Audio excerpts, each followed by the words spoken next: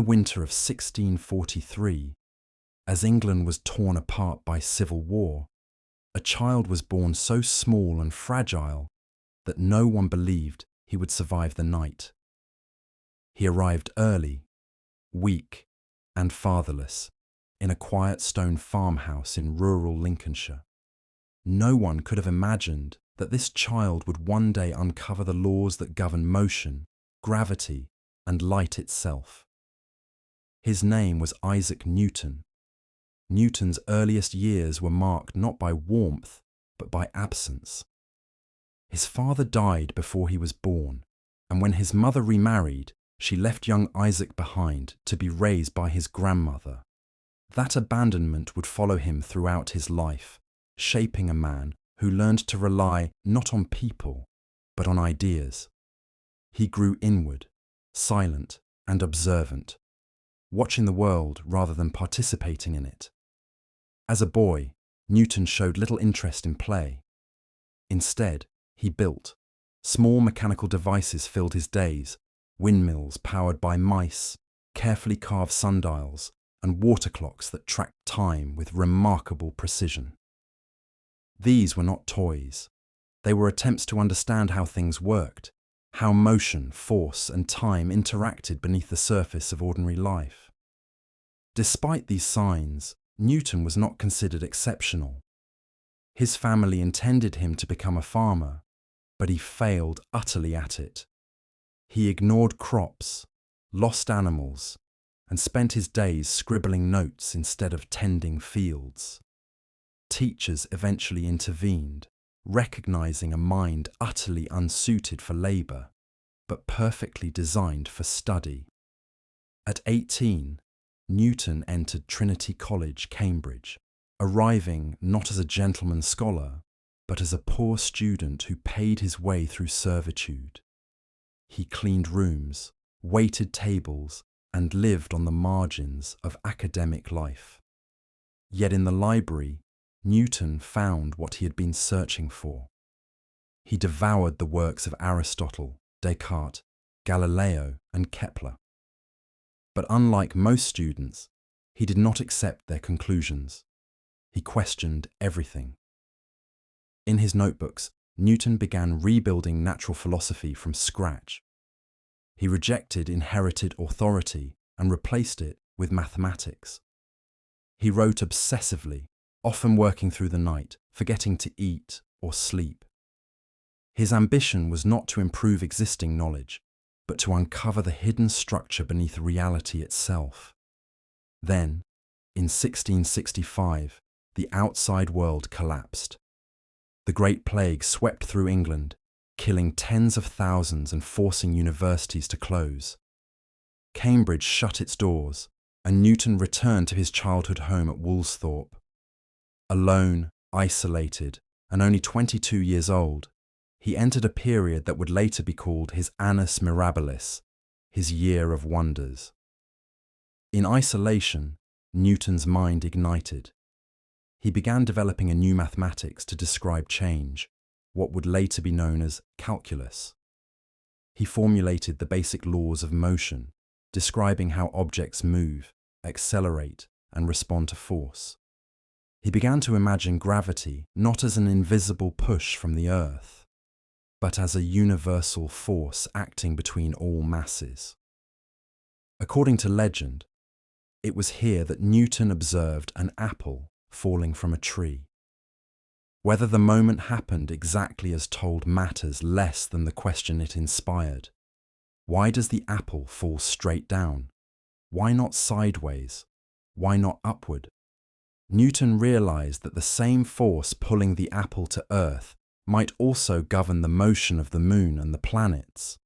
At the same time, he experimented with light, passing sunbeams through glass prisms, and discovering that white light was not pure, but a mixture of colors. This revelation overturned centuries of belief and laid the foundation for modern optics. And yet, Newton told almost no one. When the plague ended and he returned to Cambridge, Newton carried with him discoveries that could change the world. But he remained deeply private. fearful of criticism and suspicious of others. He published little. He trusted almost no one. His brilliance burned inward, hidden in notebooks and scattered papers. By his mid-20s, Newton had already uncovered truths that would redefine humanity's understanding of the universe. But the world did not yet know his name.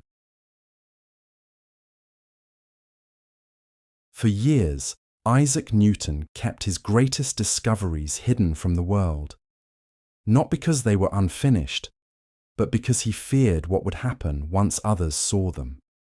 Criticism, theft, misunderstanding, Newton dreaded all of it.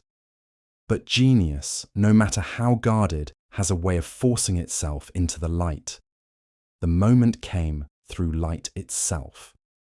In the early 1670s, Newton finally published his work on optics, revealing that white light was composed of many colours. The discovery stunned Europe. It also ignited controversy. At the centre of that storm stood a brilliant, sharp-tongued rival, Robert Hooke. Hooke challenged Newton publicly, questioning his conclusions and demanding explanations. For Newton, this was unbearable. He did not debate, he withdrew. The criticism struck deeply, reopening old wounds of insecurity and mistrust. Newton retreated into silence, vowing never to publish again, but history had other plans. Years later, a young astronomer named Edmund Halley visited Newton with a question that had troubled scientists for decades. What kind of force could cause planets to move in elliptical orbits? Newton answered, almost casually. He had already solved it. Pressed to prove it, Newton began writing what would become the most important scientific book ever published. In 1687, Philosophia Naturalis Principia Mathematica appeared in print. Within its dense Latin pages, Newton laid out the laws of motion and the law of universal gravitation, binding earth and sky under the same mathematical rules. The universe, once mysterious and unpredictable, was revealed as a vast machine governed by precise laws. The impact was immediate and overwhelming. Newton became the central figure of European science. Kings admired him, scholars deferred to him. The book transformed natural philosophy into what we now call physics. But acclaim did not soften Newton. It hardened him. As his influence grew, so did his need for control. He rose within the Royal Society, eventually becoming its president. From that position, Newton wielded immense power, deciding which ideas were promoted, which were ignored, and which were crushed. Then came the greatest conflict of his life. Another mathematician, working independently on the same problem of change and motion, had developed a similar mathematical system. His name was Gottfried Wilhelm Leibniz. The discovery of calculus, arguably Newton's most powerful tool, became the centre of a bitter international dispute. Newton accused Leibniz of plagiarism. Leibniz claimed independent discovery. The truth was complex, but Newton, now in a position of authority, ensured history would favour him. He conducted investigations into his own claims. He controlled the narrative. Leibniz's reputation suffered deeply, while Newton emerged officially vindicated. But the victory came at a cost. Newton grew increasingly isolated, suspicious, and consumed by grudges. He wrote furious letters, kept lists of enemies, and revisited old conflicts with obsessive intensity. His brilliance remained unmatched, but his peace never arrived. And yet, paradoxically, this same man became a symbol of order and reason. He was knighted by the crown. He served as master of the Royal Mint, reforming England's currency with ruthless efficiency. Criminal counterfeiters were tracked, interrogated, and punished, sometimes by Newton himself. Behind the public image of authority and triumph was a man still haunted by solitude. Isaac Newton had conquered the heavens, but never escaped his own shadows. His ideas now ruled the scientific world, but the man behind them grew ever more distant, retreating into secrecy, faith, and obsession. In the final part of his life, Newton would turn away from science itself toward alchemy, theology, and the ultimate question he could never answer: what lies beyond the laws of nature? As Isaac Newton entered the final decades of his life, the world saw him as the ultimate symbol of reason, a man who had reduced the cosmos to equations and laws. But behind closed doors, Newton was moving in the opposite direction, away from the certainty of mathematics and toward mysteries that could not be solved with numbers alone. By the early 18th century, Newton had largely stepped away from scientific discovery.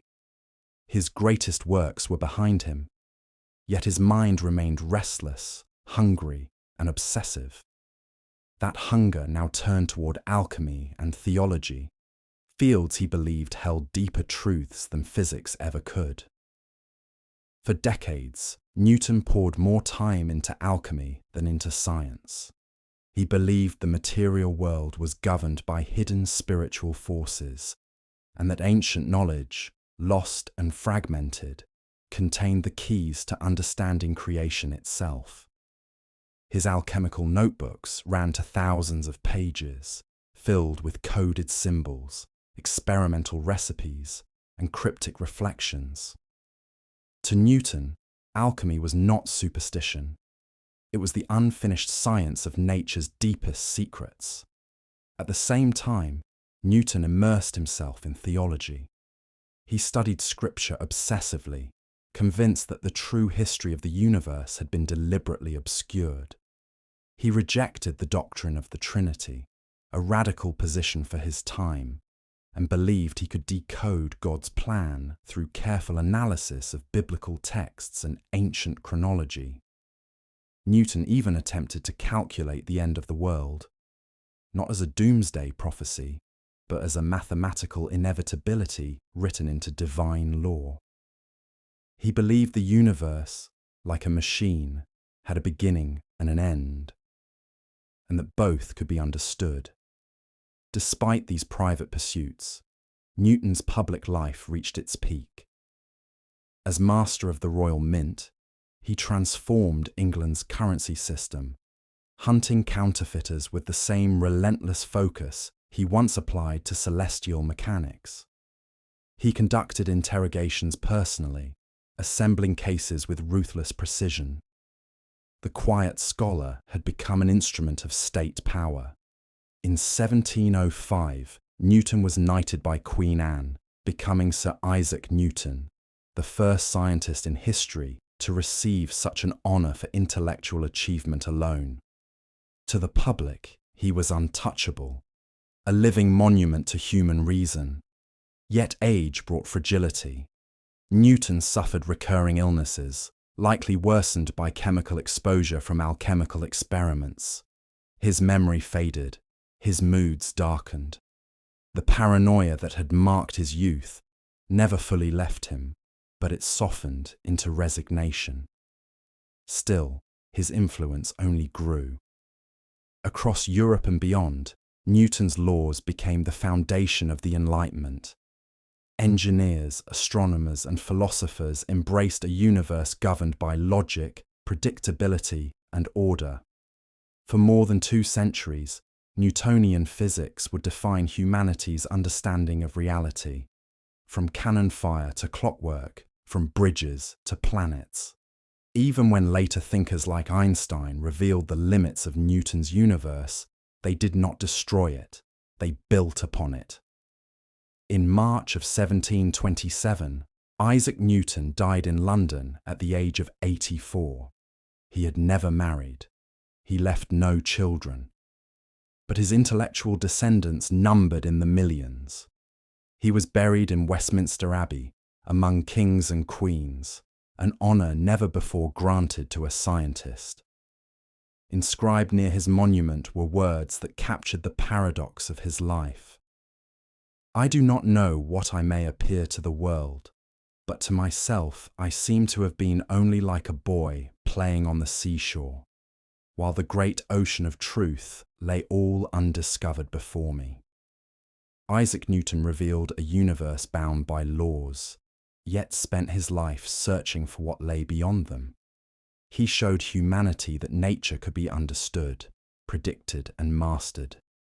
But in doing so, he also reminded us of something deeper, that knowledge has no final edge, that certainty is never complete, and that even the greatest mind stands forever at the shore of the unknown.